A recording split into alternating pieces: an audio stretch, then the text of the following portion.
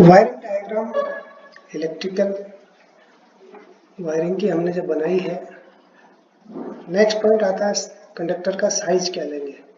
तो कंडक्टर के साइज के लिए हमारे जो कंडक्टर की कैलकुलेशन है वो इस तरह से करेंगे। किसी भी कंडक्टर का, चाहे एल्यूमिनियम हो, चाहे कॉपर हो, चाहे और कंडक्टर हो, उसमें हम 3 पॉइंट का विशेष ध्यान रखते हैं। एक तो है मैकेनिकल स्ट्रेंथ। वायर की मैकेनिकल स्ट्रेंथ इस तरह की होनी चाहिए ताकि वो ब्रेक नहीं हो, यानी कि उसका मिनिमम एक साइज होगा, उस मिनिमम साइज को लेना ही है। उससे बड़ा साइज ले सकते हैं, उससे मोटा सा वायर ले सकते हैं। दूसरा है वोल्टेज ड्रॉप। एक जो लाइन है, एक कंडक्टर जहाँ तक लेंथ उसकी होगी, वो कंडक्टर का वोल्टेज ड्रॉप, यानी कि उसकी लेंथ इतनी होनी चाहिए कि उसका वोल्टेज ड्रॉप लिमिट में रहे, उससे ज़्यादा नहीं जाना चाहिए, अदरवाइज वोल्टेज ड्रॉप ज़्यादा हो जाएगा, वो लिमिट में रहना चाहिए। Third one is current carrying capacity. वो कंडक्टर हमारी जो रिक्वायर करंट है उसको ले जाने के लिए कैपेबल होना चाहिए, तो उसकी कैपेसिटी के हिसाब से कंडक्टर का साइज चुनते हैं। अगर वो कैपेसिटी नहीं है तो हम नेक्स्ट साइज में जाएंगे, उसका वोल्टेज ड्रॉप लिमिट में होना चाहिए, और साइज तो उसका बढ़ रहा है इसलिए वो मैकेनिकल स्ट्रेंथ ठीक होगी।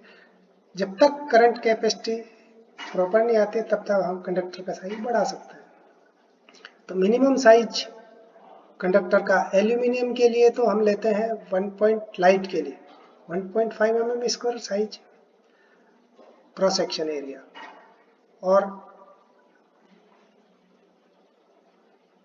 अगर पावर है तो 2.5 मिनिमम लेंगे। और कॉपर के लिए यही 1 mm स्क्वायर लाइट के लिए, और अगर पावर है तो 1.5 का मिनिमम चाहिए। और फ्लेक्सिबल कोड अगर कहीं काम में आती है 0.4 mm स्क्वायर का है, या 14/0.193 का mm का डाया, और ये स्टैंड्स है 14 स्टैंड्स के हैं, तो ये भी लेते हैं। जनरली हम इसको फ्लेक्सिबल कोड को हाउस वायरिंग में काम नहीं लेते। वोल्टेज ड्रॉप जो है वो जनरल सर्किट के लिए 2% of the supply voltage plus 1। जैसे 250 की सप्लाई है वोल्ट की, तो 2.2 इंटू 250 डिवाइडेड बाई 100, यानी कि 5 वोल्ट प्लस 1, 6 वोल्ट का ड्रॉप होना चाहिए। तो वायरिंग की लेंथ इतनी हो कि 6 वोल्टेज ड्रॉप से ज़्यादा नहीं होना चाहिए। अगर मोटर वायरिंग है या मोटर सर्किट है तो 7.5% सप्लाई वोल्टेज का ज़्यादा, इससे ज़्यादा नहीं होना चाहिए। अगर वोल्टेज ड्रॉप ज़्यादा होता है तो फिर हमें साइज आगे की तरफ जाना चाहिए, बड़ा साइज लेना पड़ेगा, उससे ड्रॉप ऑटोमेटिकली कम हो जाएगा।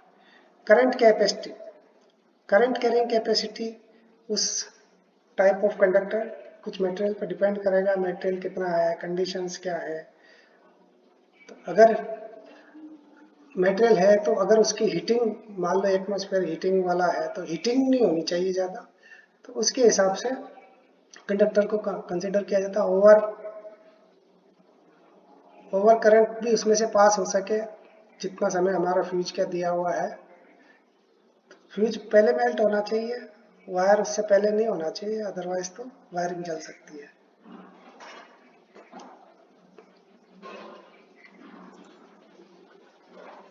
ये एक करंट कैरिंग कैपेसिटी के हिसाब से हमने कॉपर केबल का टेबल है, वो टेबल देखा हुआ है। इस टेबल में हम देख सकते हैं, इसमें जैसे ये साइजेस दिए हुए हैं उस तार के, और उसमें किस लंबाई पर उसकी कैपेसिटी कितनी होगी, कितना वोल्टेज ड्रॉप होगा। इसी तरह से यहाँ हम देख सकते हैं कि केबल, एल्यूमिनियम केबल के क्या साइजेज होंगे। मिनिमम 1.5 से दिया हुआ है, और उसमें कितनी करंट कैपेसिटी होगी, इसके हिसाब से हम कंडक्टर को चूज कर सकते हैं। इसी तरह से एक कोर या 2 कोर के लिए हमारे जो साइजेज हैं वो ये दिए हुए हैं, उस हिसाब से हम चुन सकते हैं।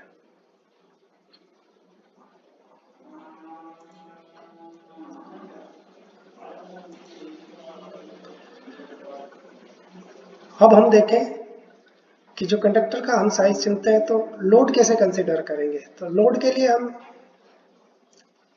जैसे लैंप है, जो भी हम लोड लगाएंगे, जैसे लैंप है तो उसका 60 वाट जनरल लेंगे। अगर 100 वाट हमें मालूम है कि हम 100 वाट के लैंप लगाएंगे तो 100 वाट एज्यूम कर सकते हैं। उसी तरह से फैन पॉइंट है तो 60 वाट लेते हैं। प्लग है, प्लग या सॉकेट आउटलेट वो 100 वाट का लेंगे। पावर का है तो 500 वाट्स लेंगे, और फ्लोरेंस ट्यूब है तो 40 वाट लेंगे। तो जितने नंबर ऑफ पॉइंट्स आएंगे उनको इस वाटेज से मल्टीप्लाई करेंगे तो हमारा टोटल लोड आ जाएगा। उस टोटल लोड मान लीजिए 10 लाइट पॉइंट है, 10 फैन पॉइंट है, तो 600 इसका आ जाएगा, 600 इसका आएगा। प्लग सॉकेट का 100 इंटू 10 आ जाएगा, 1000 आ जाएगा। प्लग का जैसे 5000 आ जाएगा। फ्लोरेंस ट्यूब का 400 आ जाएगा। इन सबको टोटल करेंगे तो हमारा टोटल लोड आ जाएगा। इस लोड को हम टोटल लोड में कंसीडर करेंगे, उससे वोल्टेज का डिवाइड देंगे तो हमारी करंट कैपेसिटी आ जाएगी। तो उस कंडक्टर की करंट कैपेसिटी ये हो सकती है। और उसमें हम ओवर हीटिंग करते हैं 10%, अगर और भी ज़्यादा लें तो उस करंट कैपेसिटी का कंडक्टर हमें कम से कम लेना पड़ेगा। और जब भी सर्किट की हम कंसीडर करेंगे तो एक सर्किट में 10 पॉइंट मैक्सिमम हो सकते हैं या 800 वाट हो सकते हैं लाइट के लिए। और पावर अगर है तो 2 पॉइंट से ज़्यादा नहीं लेने, 300 वाटेज से ज़्यादा नहीं लेने। और अगर सिंगल फेज सर्किट है तो एक हमारा अर्थिंग भी चलेगा, और अगर 3 फेज है तो उसका कंडक्टर, जो अर्थिंग कंडक्टर है वो मोटा होगा और न्यूट्रल को अर्थ किया हुआ होगा। और पावर सर्किट और लाइट सर्किट हमेशा अलग चलेंगे। Thank you.